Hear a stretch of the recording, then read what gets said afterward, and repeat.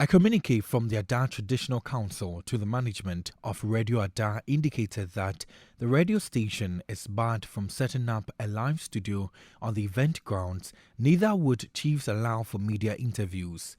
Citi News gathers that the blacklisting of Radio Ada began when the station was denied an invitation to cover the official launch of the festival on June 13. Subsequently, the management of Radio Ada wrote to the Ada Asafotufiami Planning Committee to draw its attention to the matter. Engagements between the leadership of the Traditional Council and Radio Ada later on to resolve the matter proved futile. The Traditional Council has cited, amongst other reasons, verbal assault by 3 staff members of the radio station on chiefs of the area. However, the Ghana Journalists Association views the decision by the Ada Traditional Council as a dent on press freedom. Whilst appreciating the concerns of Neneme, as indicated above, especially what they describe as unrefined language used to address them by program host of the radio station, the GJ believes the imposition of restriction on the radio station and its reporters is unjustifiable. In fact, it is an affront to press freedom as guaranteed in Article 21, 1A and F of the 1992 Constitution of the Republic of Ghana and Article 19 of the Universal Declaration on Human Rights.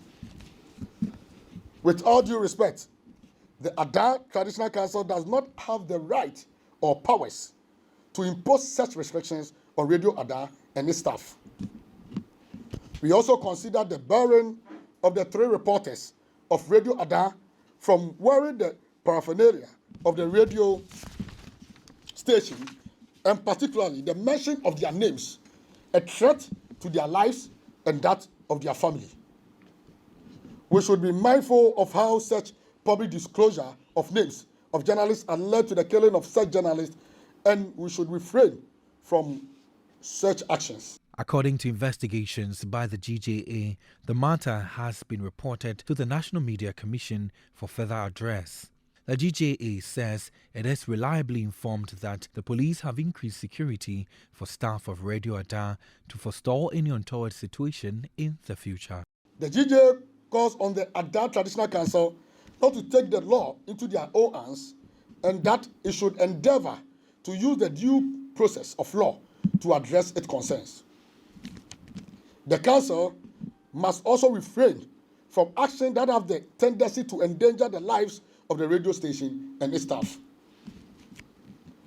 We also advise Radio Ada and its staff to refrain from using insulting or unacceptable language in the discharge of their duties.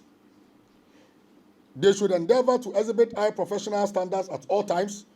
We, however, encourage them to continue to discharge their constitutional mandate as provided in Article 162(5) of the 1992 Constitution. The Ghana Journalists Association believes that the decision by the Ada Traditional Council to prevent Radio Ada from covering the Asafotufiami Festival this year is an affront to press freedom. They are thus calling for both sides to resolve the current impasse to allow press freedom to reign. Reporting for Citi News, my name is Kweku Ediamansa.